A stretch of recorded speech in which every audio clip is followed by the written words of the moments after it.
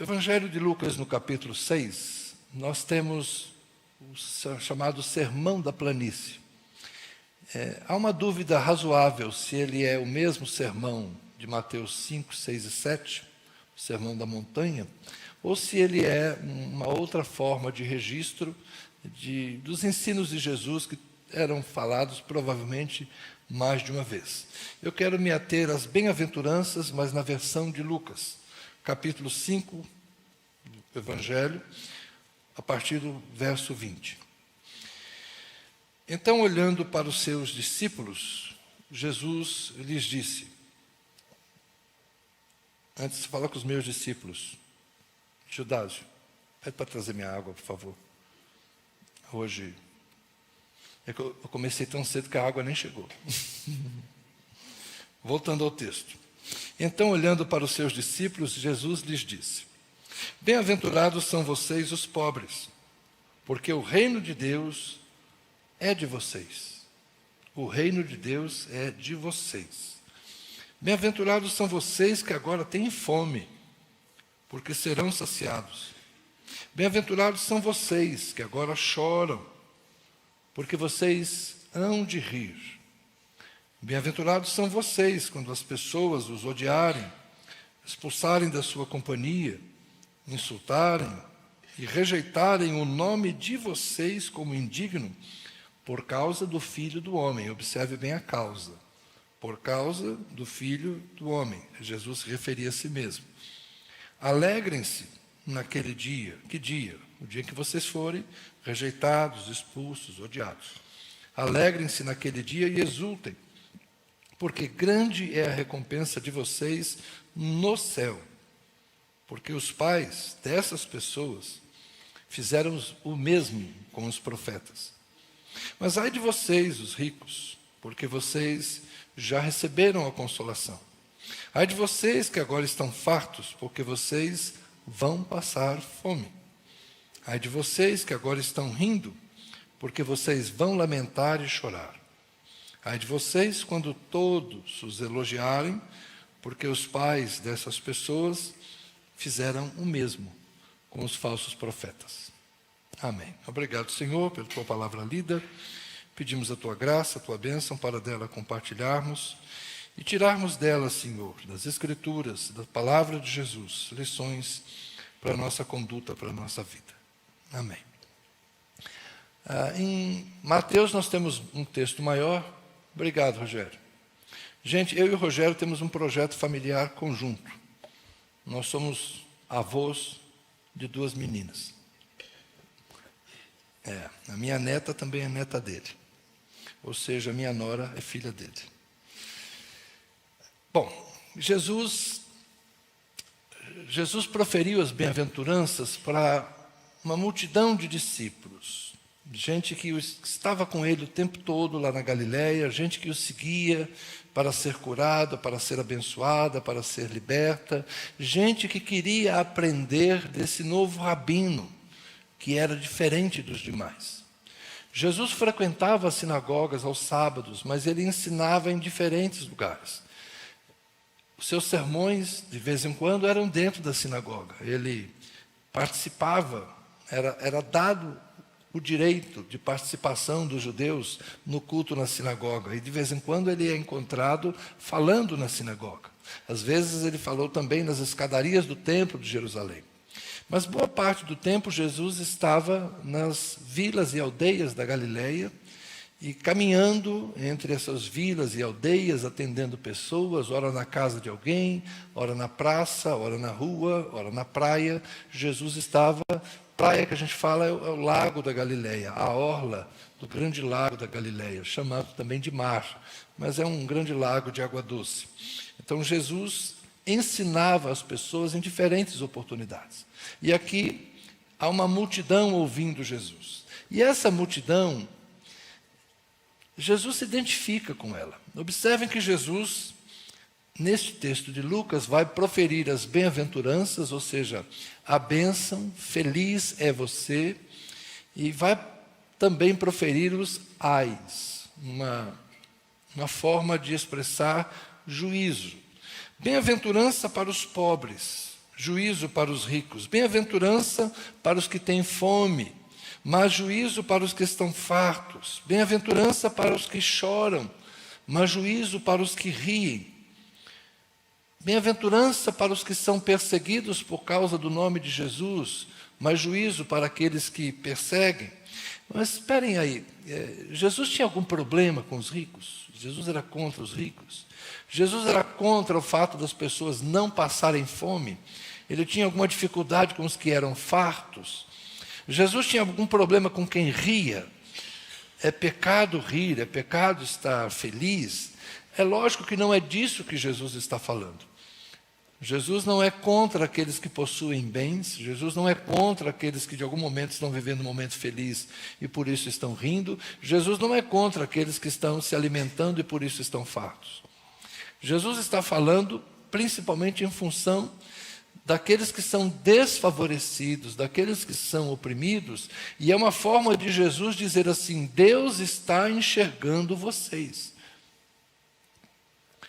Não é exatamente combatendo a riqueza, mas é combatendo a exploração. Não é combatendo o fato de alguns terem comida, porque não faz sentido você combater quem trabalha, colhe e come, não faz sentido você dizer que isso está errado, porque afinal de contas, digno é o obreiro, digno é o trabalhador do seu salário.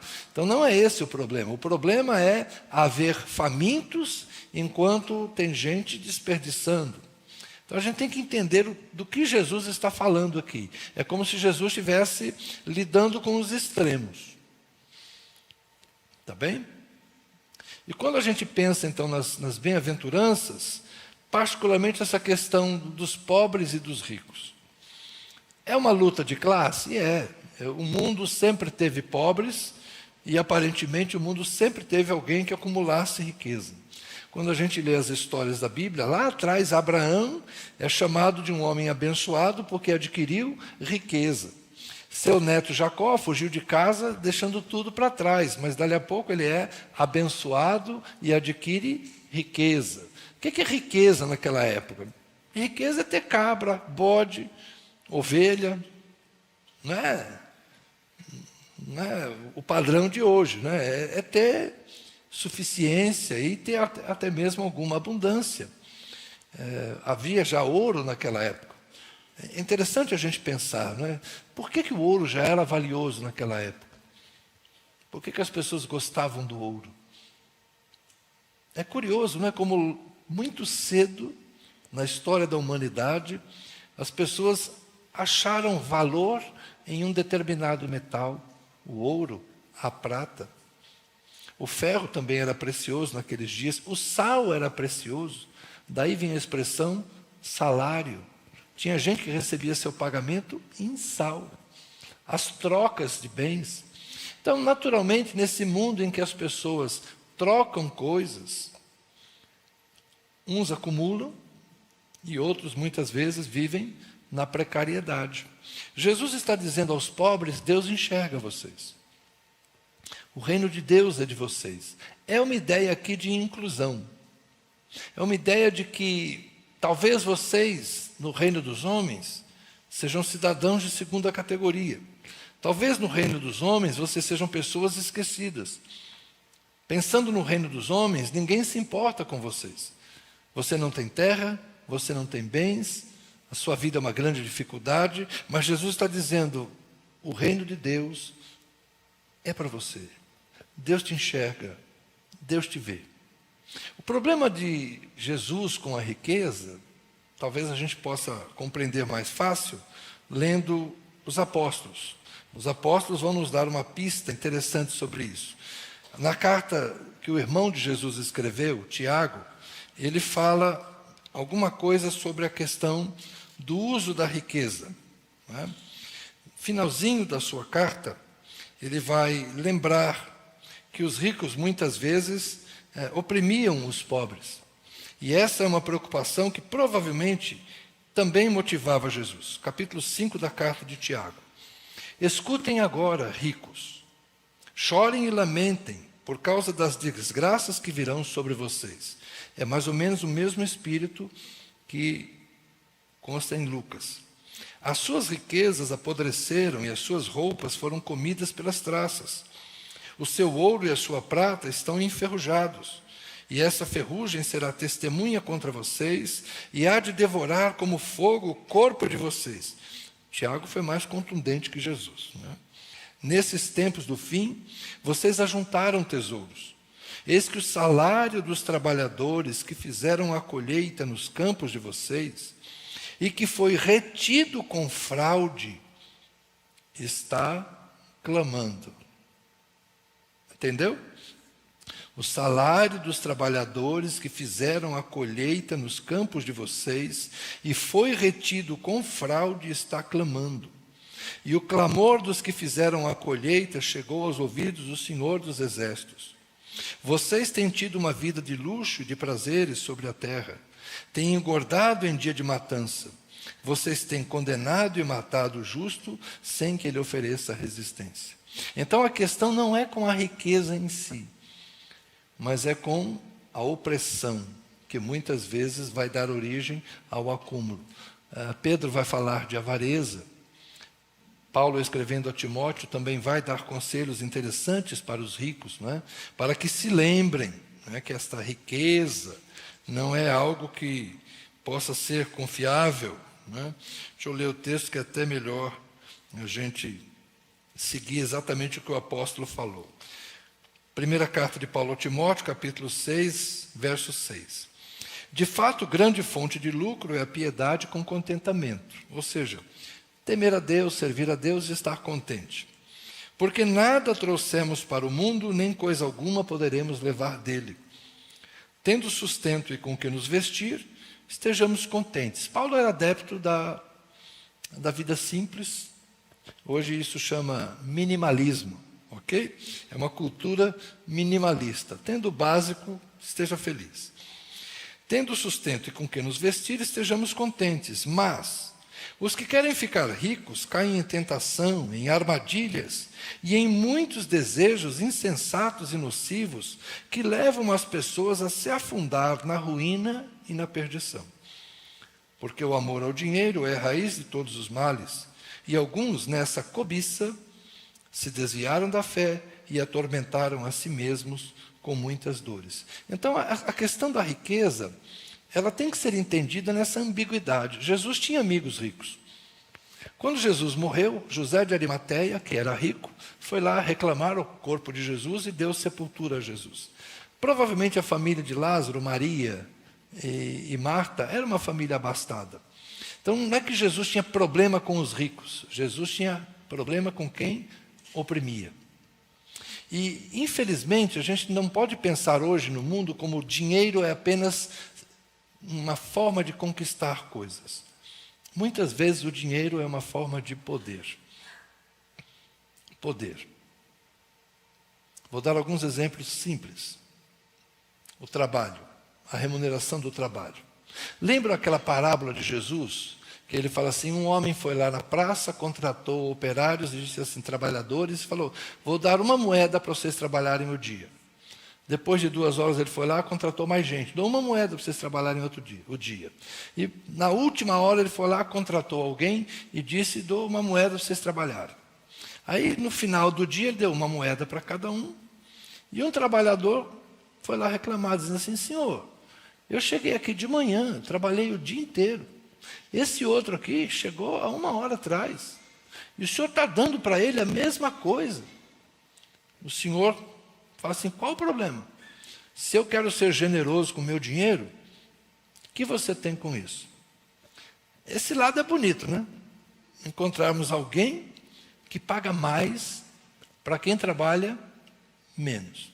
No mundo real, do capitalismo, como é que seria isso?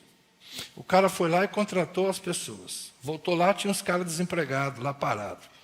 Falei, rapaz, amanhã eu vou fazer o seguinte, amanhã eu não vou dar um dinheiro não. Vou chegar para esses aqui que não trabalharam e falar assim, você quer metade para trabalhar? Porque quando sobra mão de obra, o que acontece? Baixa o salário. Esse é o mundo real que a gente vive. Em que quem tem o capital paga aquilo que acha que deve pagar. E o trabalhador que só tem a sua força de trabalho, aceita aquilo que ele encontrar. Então a relação renda-trabalho sempre foi regida pela oferta e pela demanda. E nem sempre há justiça, nem sempre há generosidade. Muitas vezes, quem tem o dinheiro usa isso como instrumento de poder e oprime. Eu pago tanto. Se você quiser, muito bem. Se você não quiser, tem outros querendo. Esse é o mundo real. E o que Jesus não quer? Exatamente esse tipo de atitude. Da avareza, da ganância, da exploração daquele que já está passando por necessidade. E é o mundo de hoje, gente. O brasileiro formado aqui vai lá para os Estados Unidos fazer o quê? Fazer o trabalho que o americano não quer fazer. Aí o venezuelano vem aqui para o Brasil e começa a fazer o quê? O trabalho que o brasileiro também não está muito interessado em fazer. Esse é o mundo real, em que as pessoas tiram proveito da fragilidade do outro, ao invés de promoverem, de certa forma, justiça. E o que Jesus está dizendo para estas pessoas que sofrem a opressão? Deus te vê. Deus está vendo. Deus sabe o que está acontecendo. E não é simples, não é só uma questão de os pobres sofrem. A gente sabe que as relações de trabalho são difíceis. Nós temos irmãos aqui que se formaram em medicina, e não é fácil a relação de trabalho. Como é puxado às vezes, como é difícil para eles. Nós temos irmãos que estão aí na iniciativa do Uber, não é? E como é difícil você trabalhar, dirigir, e sobra tão pouco. Essas relações são complexas. Tem gente que trabalha pouco e ganha muito, tem gente que trabalha muito e ganha pouco. Mas o mundo sempre foi assim. E não vai mudar. O que Jesus está dizendo para as pessoas é: Deus te vê. E o reino de Deus é de vocês. Sabe o que significa? Que no reino de Deus não há opressão. No reino de Deus vai haver justiça. E não quer dizer que necessariamente nós vamos nessa terra conseguir resolver esses problemas. Eu creio que como igreja nós podemos fazer melhor do que as pessoas fazem, por não terem o conhecimento de Deus. Por termos piedade, por termos amor. Eu digo aqui piedade no sentido da religião. Temos temor de Deus, temos amor a Deus, conhecemos a vontade de Deus. Por sermos cristãos piedosos, nós certamente podemos fazer melhor do que as pessoas que não conhecem a Deus fazem. Mas nem por isso a gente vai conseguir construir uma sociedade em que esses males não existam. Mas nós podemos minorá-los. Mas mesmo aqueles que sofrem, Deus está vendo. Os empobrecidos deste mundo, Deus enxerga. Nós somos uma igreja de classe média. Mas existe muita gente que está sofrendo. E Deus está enxergando essas pessoas. E Deus está dizendo para elas que elas são bem-vindas no seu reino. Que a gente tenha o coração aberto para enxergar estas pessoas como alvo da graça e da bondade de Deus.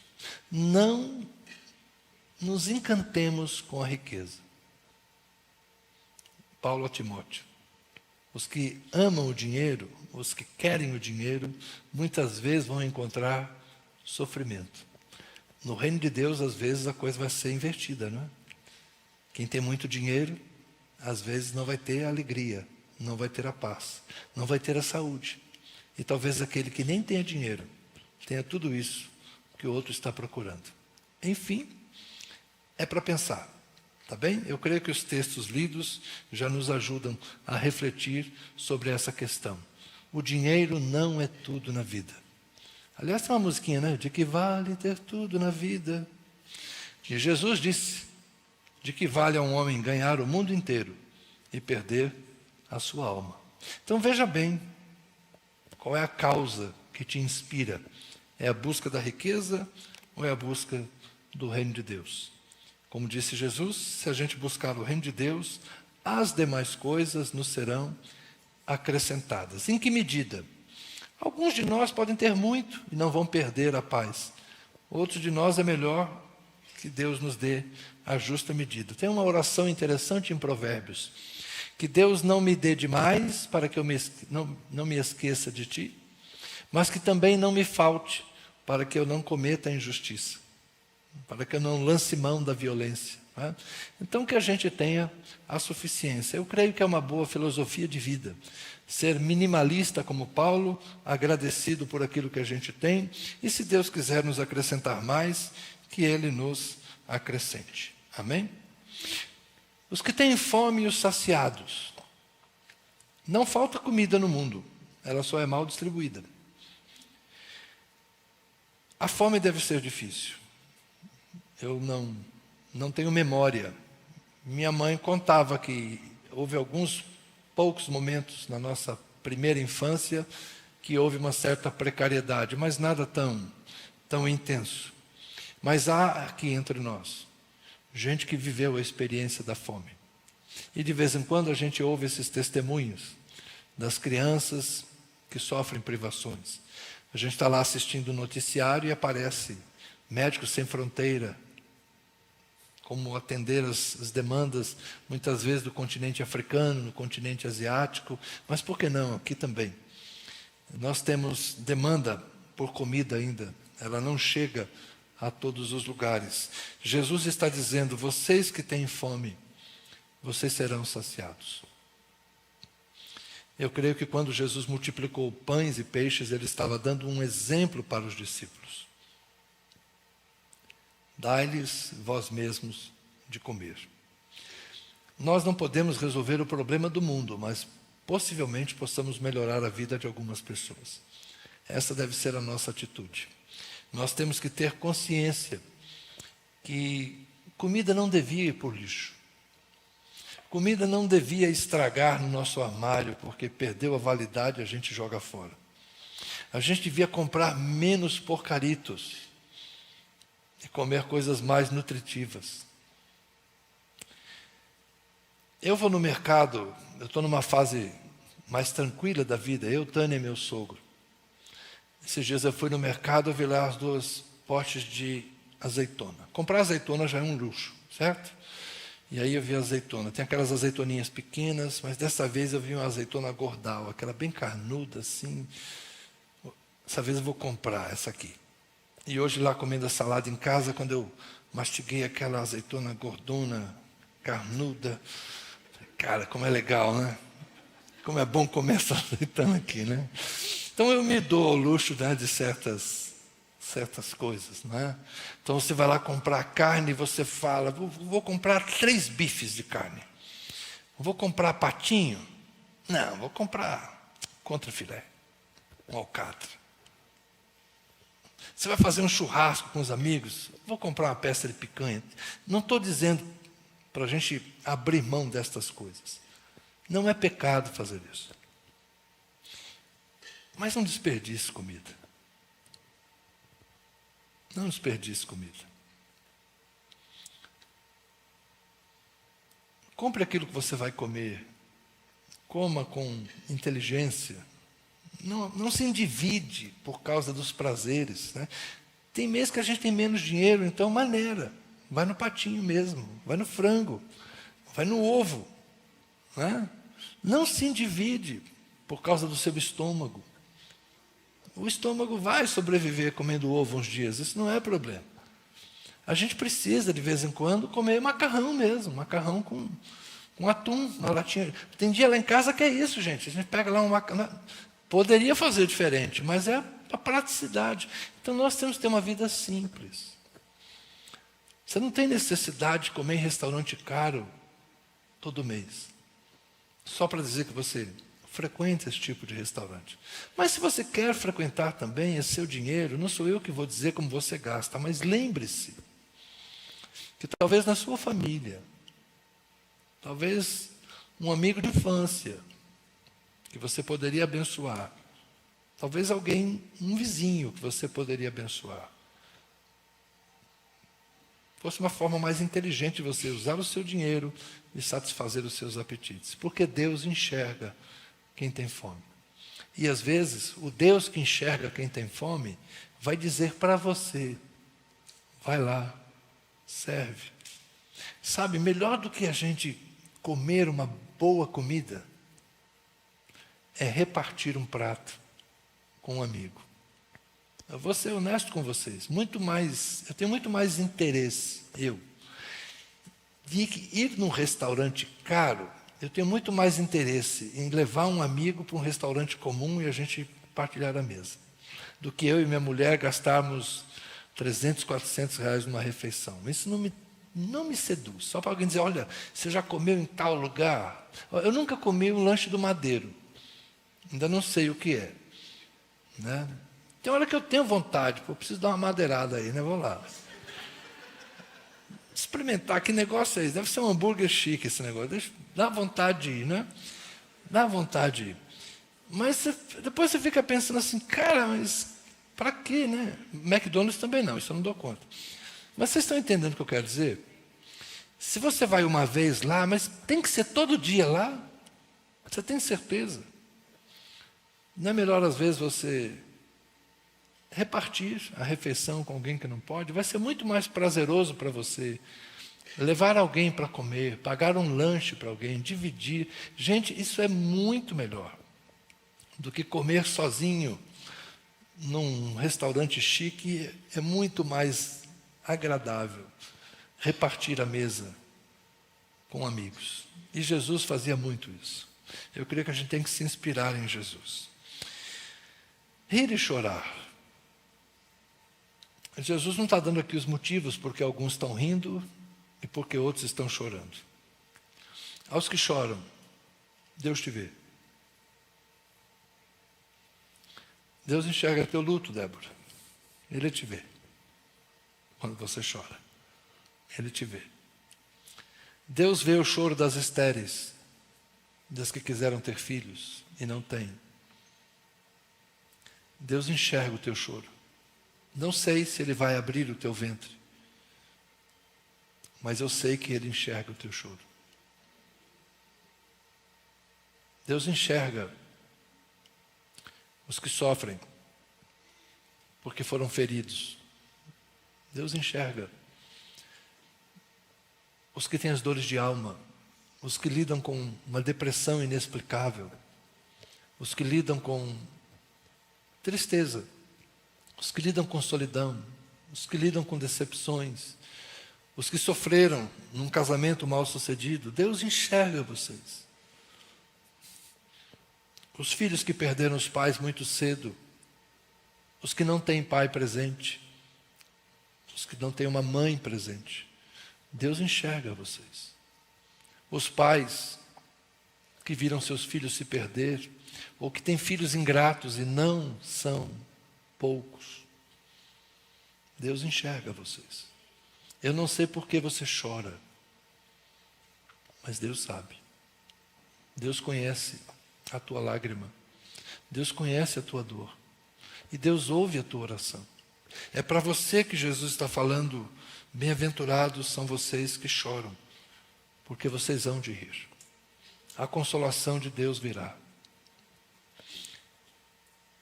E quando Jesus fala: ai de vocês que riem, é porque talvez algumas pessoas se sentem inabaláveis, inalcançáveis, porque talvez algumas pessoas se achem acima das circunstâncias e pensam que vão sempre estar nessa condição de poderosos, de dominadores, de fartos. Aqui as coisas estão um pouco associadas. Você que é rico, você que é farto, que agora ri, um dia o jogo pode mudar. A roda da vida às vezes pode girar e você pode estar numa outra posição. Então, quem está num bom momento da vida, dê graças a Deus. Eu, particularmente, tenho desfrutado de bons tempos na minha vida, e não é de hoje, já de muito tempo. E sou agradecido a Deus. E eu creio que muitos de vocês aqui podem dizer a mesma coisa. Sou grato a Deus. Tenho a minha casa, tenho o meu teto, tenho o meu trabalho, tenho o meu salário, tenho minha família. tenho minha igreja, tenho minha vida. A maior parte de nós, gente, a nossa quase totalidade, é de gente que está bem, que está feliz. Glória a Deus por isso. Isso é dádiva do Senhor, porque Deus nos vê, porque Deus nos enxerga. E nós somos bem-aventurados, nós somos felizes. Então Deus nos dá saúde plena o tempo todo? Não, nenhum de nós, na minha idade, vai ter saúde plena. Mas temos qualidade de vida. Nenhum de nós faz tudo o que quer, mas consegue fazer muitas coisas que deseja. Nenhum de nós tem a vida perfeita, mas a maior parte de nós tem uma boa vida. A maior parte do tempo. E é claro, porque nós temos Deus, nós temos fé, nós temos valores, nós temos graça de Deus, nós trabalhamos, nós somos pessoas de bem, a gente semeia, a gente colhe. Mas isso não nos torna imunes às circunstâncias da vida. Na maior parte do tempo nós estaremos bem, mas às vezes a aflição pode se abater sobre nós. As lutas, os reveses, as circunstâncias inesperadas da vida. Se de alguma forma você está vivendo um momento assim, Deus te vê, Deus te enxerga, Deus conhece a tua lágrima. E se você está rindo à toa, lembrei de uma outra musiquinha, né? É que estou rindo à toa. Que música é essa mesmo, que eu não lembro agora? É um hino do Shot Santo? Hã? É Shot Santo? Não é Shot Santo, não? Como é que é essa música? Eu estou tentando lembrar mesmo, sério mesmo. Fala mansa. Não é do Cristo manso, não, é fala mansa. Não, estou rindo à toa. Eu sou ruim de música, gente, sinto muito. Mas está dizendo, então, quem está rindo à toa aí, fica esperto. A última, né? A última. Alegrar-se com a perseguição e confiar quando as pessoas não nos aceitam. A igreja não deve viver em função da aceitação do mundo. Jesus está falando aos seus discípulos. Se as pessoas, por causa de Jesus, te odiarem, se as pessoas, por causa de Jesus, te rejeitarem, alegre-se, porque foi feito a mesma coisa por gerações passadas lá em relação aos profetas. Então, nem sempre quem fala em nome de Deus, nem sempre quem vive segundo os valores de Deus, vai ser aceito. Nós temos que entender que a nossa forma de viver, a nossa fé em Deus, a nossa religiosidade, ela não é o padrão mais confortável para as pessoas de fora, para quem não conhece Deus. Então a gente gosta de orar, a gente gosta de adorar a Deus, a gente gosta de falar de Jesus, a gente gosta de pautar a nossa vida e as nossas ações pelos princípios do Evangelho. A gente se orienta por Jesus. E nem todo mundo gosta desse tipo de comportamento. Então é lógico que a gente vai ter embates com aquelas pessoas que têm outros valores. Há limites para a nossa adaptação. A nossa missão é no mundo. Nós não podemos deixar de estar no mundo. A igreja foi enviada ao mundo para ser sal da terra e luz do mundo. É lá que nós temos que fazer a diferença. Então nós temos que manifestar a nossa posição. E nós temos que marcar a nossa posição com os valores de Jesus Cristo. Isso pode nos trazer problemas?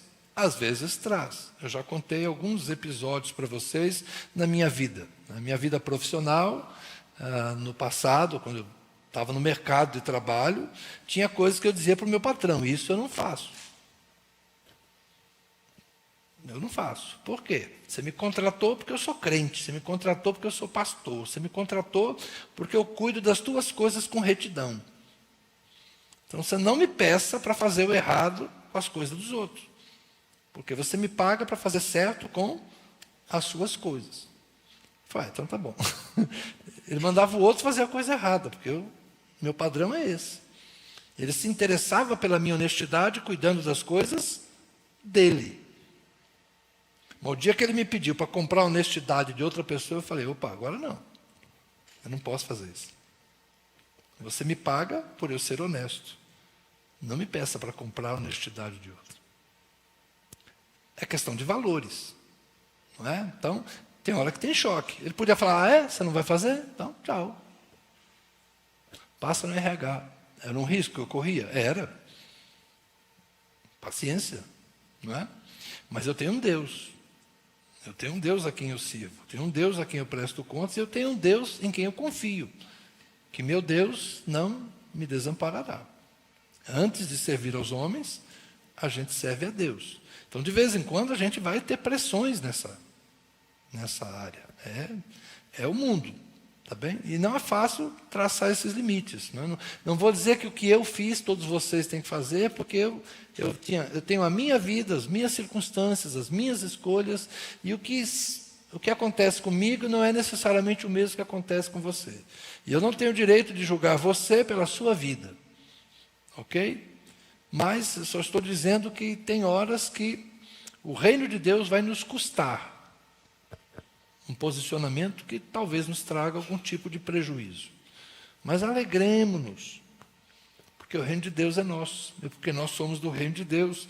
E sofrer por causa do Evangelho não é vergonha, sofrer por causa do Evangelho é benefício. Os apóstolos passaram por isso. Eu creio que aqui não é essas miudezas que eu estou falando aqui.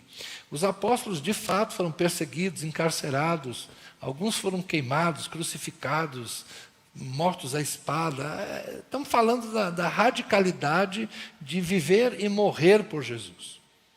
Ainda existe isso no mundo hoje? Existe. Em alguns lugares do mundo, ser cristão significa sofrimento. Esses cristãos que sofrem, Deus os enxerga. Os cristãos que estão sofrendo no mundo, e não são poucos, Deus os enxerga. E em respeito a eles, nós devemos suportar esses pequenos sofrimentos que, vez ou outra, nos são infligidos.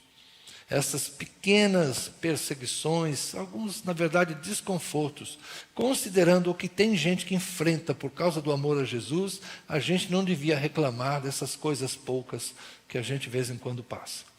Então, vamos superar essa miudeza e vamos confiar que Deus nos enxerga e que Deus vai nos recompensar. Quando fomos muito elogiados, a gente tem que desconfiar. É assim que terminou o texto. Ai de vocês quando todos os elogiarem, porque os pais dessas pessoas fizeram o mesmo com os falsos profetas. A gente tem que ter muito mais cuidado, não é com quem nos persegue, mas a gente tem que ter cuidado pela fome, pela ânsia da aprovação do mundo. Nós não devemos pautar a nossa conduta pela aprovação do mundo. A igreja tem que ser diferente. Nós somos sal da terra, nós somos luz do mundo. Nós preservamos para que não haja decomposição, função do sal. Nós iluminamos para que a verdade de Deus se manifeste na terra. Então, nós, como igreja, não devemos nos orientar pela aprovação do mundo lá fora. Nossa primeira vontade é agradar a Deus, servir a Deus e que Deus nos reconheça, que Deus nos valorize. Se servir para o mundo, ótimo. Daremos um bom testemunho. O importante para nós é agradar a Deus. Amém? Então, quem puder enriquecer, enriqueça, mas nunca troque Deus pela riqueza.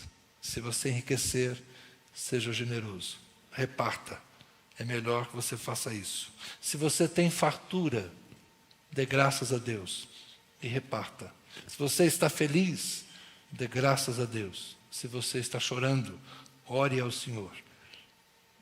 Também está na Escritura. Quem está feliz, cante louvores. Quem está triste, ore.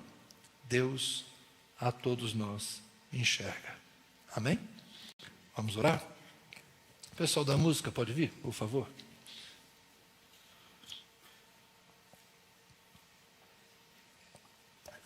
Antes da oração coletiva, alguém está passando por esse momento de luta, de aflição, de tristeza, Você está naquela fase que foi bom ter ouvido. Deus te enxerga, Deus te vê. E você gostaria que todos orássemos por você? Fica de pé no seu lugar. Se você está passando por um momento difícil da sua vida, ajudem a orar. Fica de pé onde você está.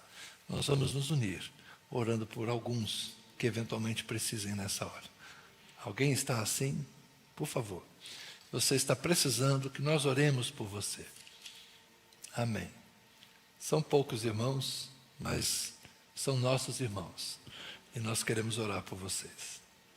Vocês estão assentados, estendam as mãos em direção a eles, por favor. Senhor, eis aí nossos irmãos e irmãs. O Senhor sabe o que lhes está afligindo, o que lhes causa dor.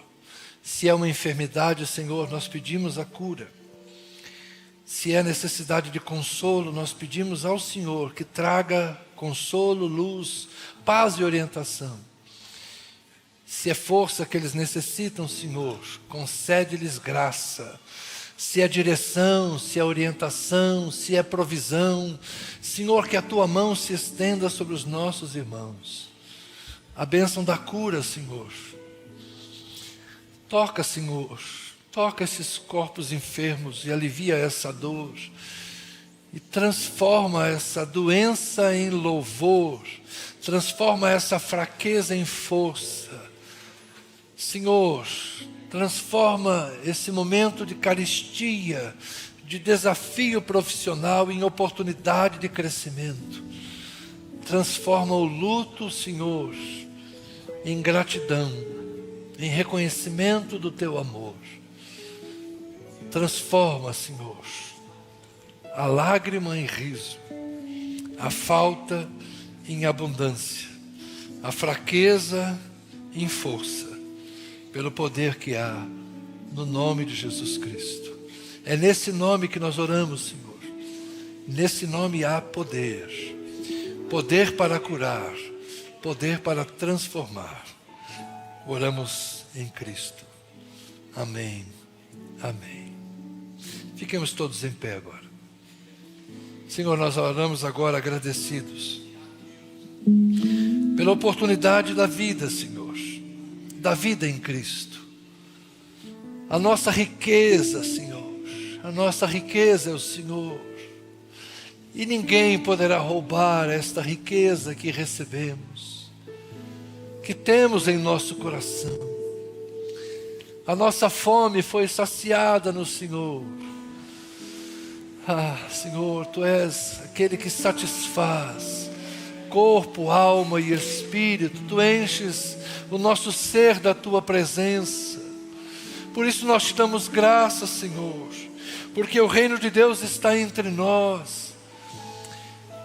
E te damos louvor, Senhor, porque Tua graça nos basta. Estamos agradecidos na fartura, estamos habilitados a lidar também na carestia, Senhor. Estamos agradecidos ao Senhor quando os amigos estão conosco, mas estamos também fortalecidos com a Tua presença, quando até mesmo os nossos amigos nos deixam. Temos o Senhor conosco. Tu és o nosso lugar de refúgio, Tu és o nosso esconderijo, Tu és a nossa torre forte, Tu és o motivo da nossa vida, Senhor. Tu és o centro da nossa existência. Que nós possamos nos enxergar em Cristo, nos enxergar por Cristo, e que a nossa vida, Senhor, possa estar firmada em Ti. Que esse nosso amigo, que esse nosso pastor, que cuida de nossas almas, possa ser não só o nosso guardião, mas seja aquele que nos conduz pelos valados da vida, pelas trilhas estreitas desse mundo.